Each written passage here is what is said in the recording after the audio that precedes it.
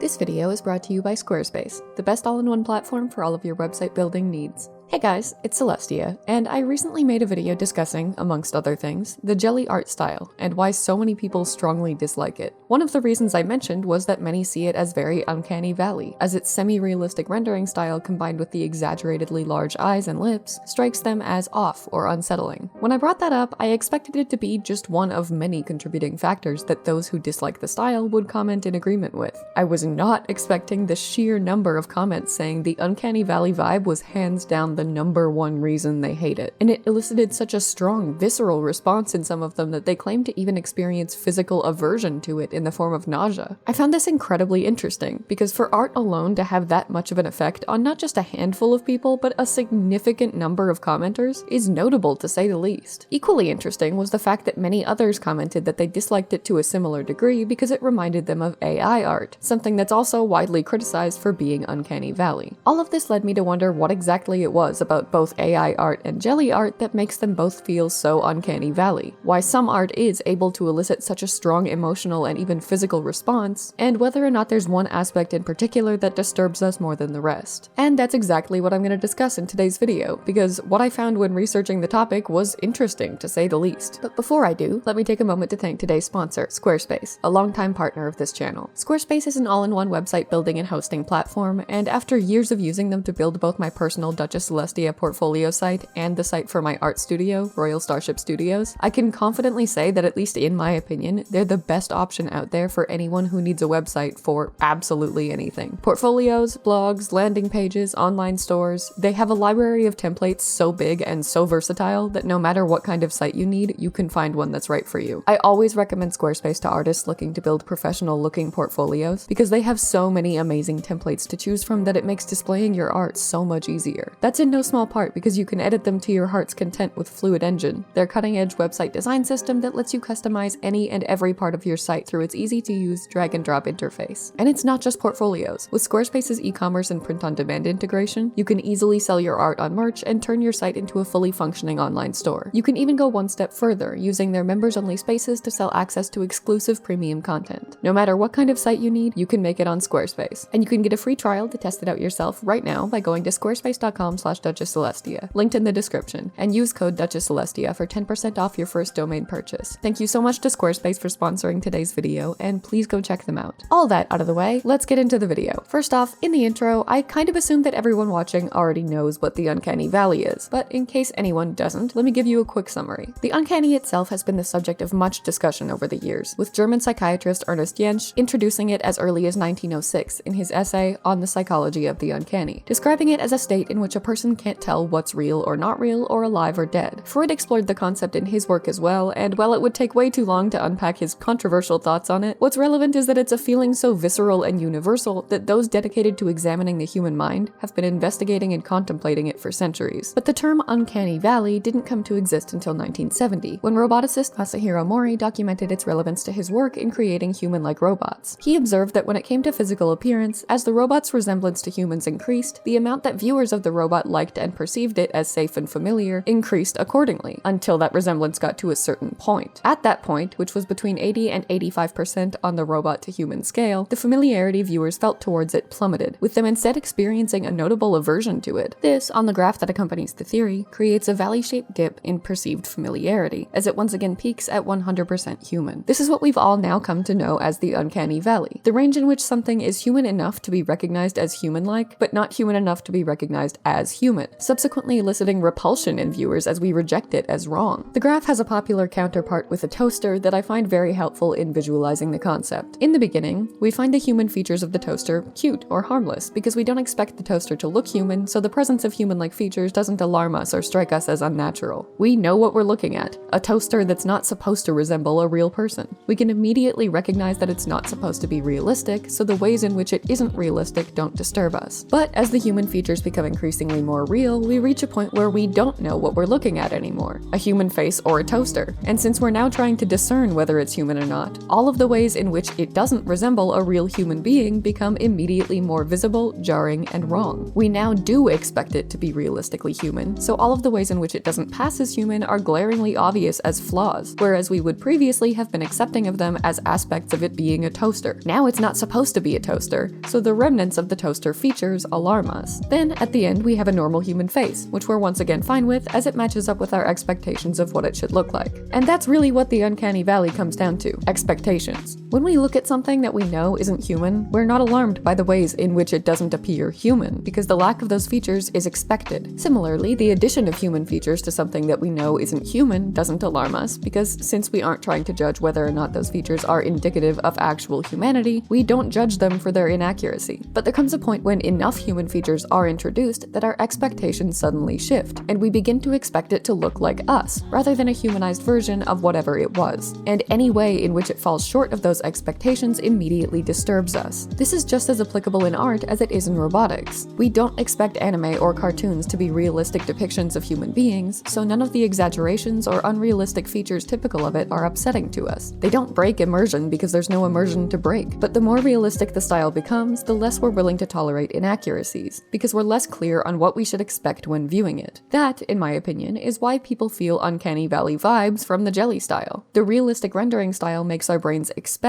a realistic depiction of a human face, so the exaggerated anime-like proportions of the face immediately strike us as out of place and unnatural. The shiny, wet texture of the skin may also contribute, as we not only do not typically have or see wet faces, but when we do, it's because the person is sick, sweaty, or unclean, something that we also have a natural response of repulsion to. But what causes our revolted response to the uncanny valley in the first place? Well, there's been no shortage of debate surrounding that very question. Extensive research has been done to find an answer, with many agreeing that it's a biological response to risk assessment. We automatically attempt to determine whether or not something is human in order to determine whether or not it presents a risk to us, ostensibly based on the assumption that if it is human, it's safe. I would personally feel a lot safer with a toaster with a smiley face on it than another human being, but that's just me. Anyway, when we struggle to make that determination, that makes us uneasy, because we don't know if we're safe in its company, and we're subsequently naturally more sensitive to features that suggest a lack of humanity. Others posit further that it may be a natural response to assessing life in a human. We're naturally repulsed by death, and traits that suggest that what we're viewing is no longer alive subsequently disturb us. We don't like looking at corpses because instinct tells us that we shouldn't get too close to them, and the features that define corpses are often also present in artificial beings, so it's not all that unlikely. Perhaps the most intriguing research of all, though, has been in the field of neuroscience. In one study, researchers observed the brain patterns of 21 subjects as they were exposed to the images of humans, artificial humans, android robots, humanoid robots, and mechanoid robots, and were then asked to rate them based on how likable they were and how human they looked. Interestingly, via fMRI, they were able to identify which parts of the brain were involved in processing the uncanny valley sense, primarily those responsible for processing social cues and facial recognition. Why is this interesting? Because it brings me to the other proposed reason that humans are so sensitive to the uncanny valley effect, and the one that connects both the jelly style and AI art: faces. More specifically, our natural sensitivity to them. Many studies have documented that both humans and animals use facial expressions to recognize 6 universally recognizable emotions: anger, disgust, fear, happiness, sadness, and surprise. This, too, is likely an evolved response to risk assessment, because the ability to recognize emotion in others is directly correlated to our ability to recognize danger. If we recognize anger in someone's expression, we can then recognize that they might present a risk to us, since violence often follows anger. If we recognize fear in someone's expression, we recognize that if they're afraid, there may be something we should also be afraid of and steer clear of. Same goes for disgust and surprise. Happiness, conversely, could suggest that we're safe, since if they're happy, there are no risk factors in their immediate vicinity for us or them to worry about. So since faces are so evolutionarily important for us to be able to read for self-preservation's sake, it makes sense that we'd be overly sensitive to facial irregularities. So the fact that the part of the brain most involved in sensing the uncanny valley is the part that also detects facial expressions is notable, because it confirms that when it comes to determining whether or not something we're looking at is human, what's most important is the face. And that's the thing that both AI art and jelly art have in common. They're both notoriously criticized for having facial proportions that are wrong. In AI's case, that's because there's no human with an understanding of where the nose goes, for example, or how far apart the eyes should be, deciding where they go. It's just approximating that based on where those features were on the similar pieces that it was trained on. So faces are often slightly off because proportion rules aren't actually applied to them. Maybe they were are applied to the training data, that is, the original art made by artists, but the AI isn't applying them itself, so it can't discern whether or not the art it was trained on was applying them correctly, and subsequently whether or not the output it generates is. It's not deciding this is where the eyes go because human eyes are one eye's length apart, it's deciding this is where the eyes go because that's where they went in a majority of similar images. So it often gets it wrong, but only slightly, which then triggers our sense of the uncanny valley. Similarly, with the jelly style, as I already said, since our brains see the realistic rendering and expect a realistic human, the exaggerated facial features strike us immediately as wrong or unnatural. But when using these examples to analyze what makes art uncanny, I think we can actually take it one step further, because they share one other more specific trait: the eyes. Both AI art and jelly art face regular criticism for their eyes more than any other aspect of the face, with AI art's eyes being judged as dead or soulless, and jelly art's eyes being judged as too wet, sparkly, and big. This is interesting because they're two entirely different criticisms, but by way of something being off about the eyes alone, they trigger the uncanny valley sense. That suggests that it doesn't matter what's wrong with how the eyes are drawn, any error is enough to make a viewer uncomfortable. Naturally, this led me down another rabbit hole of research because it's not enough to end this with, you know what they always say, the eyes are the window to the soul. I wanted to know why they say that. Give me the science. And by God did Google give me that science. In one 2016 study I've linked in the description, alongside the rest of my sources, researchers used eye tracking to measure how long subjects focused on specific areas of the face when asked to assess whether or not the person in an image was real or CGI. Well, that's actually only one thing they measured. The study was actually a lot more in-depth and complex than that, and I'd 100% recommend giving it a read, but that's the aspect that's relevant to this discussion. And the results were telling. To quote the paper, the immense importance of the eyes in decision-making is illustrated by the following results. In 78.45% of all trials, participants fixed their gaze on the eye region at least once before they made a decision. If we consider areas adjacent to the eye region, eyebrows, cheeks, nose, these were 88.98%. The importance of the eye region becomes particularly evident when we count facial locations during the last fixation before a response follows. In 37.43% of all cases, the last fixation was on the eye region. Thus, we can conclude that eye tracking data proves eye regions to be the most important criterion in the decision-making process. Eyes are also the most important facial feature regarding the proportion of attention when artificial figures are observed. Other facial features may also play a considerable role in unmasking and subconscious recognizing of artificial figures, but in most cases, no decision is made without fixing a gaze on the eyes. It is clear that without eye contact, hardly any decision is made. So it's pretty obvious that when it comes to determining whether or not something is human, the eyes are undeniably the most significant factor that are examined and considered. This is evidenced further by another study in which participants were given these pictures, one with the eyes cut out and one with the nose cut out, and asked to compare the two. The eyeless version was, according to participants, more uncanny, more likely to be missing the capacity for emotional experience of pain and fear, and more likely to be soulless. But why? What is it about the eyes that, when missing or deformed, makes us so unsettled? Well, further research suggests that it once again comes down to our ability to assess facial expressions. Another study, once again linked in the description, concluded that when virtual characters had their upper face mobility frozen, they were viewed as markedly more uncanny than those that had their lower face mobility frozen. This suggests to me that the reason we're so sensitive to eyes in particular is because they're the most recognizably expressive when it comes to communicating emotion, and that we turn to them more than any other part of the face to discern what someone's feeling and even whether or not they're alive. There's also evidence to suggest that based on that, we associate eyes with feeling, and when they're empty or unfeeling, that disturbs us, potentially because we then associate them with either inhuman artificiality or death, and it's our biological instinct to be repulsed by both. This would explain why AI art looks more uncanny than real art based on the eyes. They're often very empty, triggering that sense. And with the jelly art style, their exaggerated size draws further attention to the one feature we're most sensitive to. Eyes, it would seem, are the window to the soul because they're the window to emotion, and in conclusion, are the biggest contributing factor to the uncanny valley sense so many experience when they look at jelly art, AI art, or any art in which they're just slightly off or wrong. But what do you guys think? Is that your experience with uncanny valley art, or is there something else in particular about it that disturbs you? Let me know in the comments, because this is such an interesting, unique phenomenon that I'm genuinely interested to hear your experiences. Several studies mention that the part of the brain that experiences the uncanny valley sense is also a part that's susceptible to change based on a person's lived experiences, which means it's entirely possible that each and every one of us experiences it entirely differently, or at least to different degrees. So all of you could feel completely differently about about it than I do, and that's just really cool. Thank you for watching, and I hope you enjoyed today's video. Special thank you as always to channel members Cafe Soleil, Joseph Solomon, TC Pratt, Art of Amethyst Fable, Celta Deverak 42, Abyss Reborn, Haruki Kyle, and King Good James, as well as patrons Batman, Kyle O, Blue Swanson, Cora Fear, Jamisha Walker, Elengshi, Kim Yen, Crazy Asar, Gentong, Grayson Xavier, MG, Blah Mage, TC Pratt, Finn, Grim Spectre, Celine Merriman, Ash, Eldritria, The Stray Dog, Ulura, Greg Noble, Decagon, Jenny Chen, Captain Reku, Ryan M. Williams, Catbus, Alec Reinekainen, Mac, Lucy Yamajiki, and Nella Tonin, and I'll see you in the next one.